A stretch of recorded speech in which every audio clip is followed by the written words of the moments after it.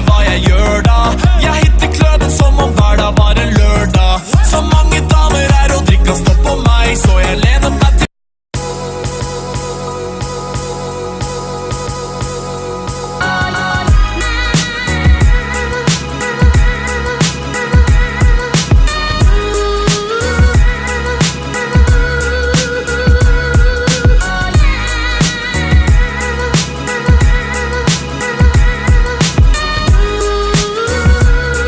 Solving in 3, 2, 1.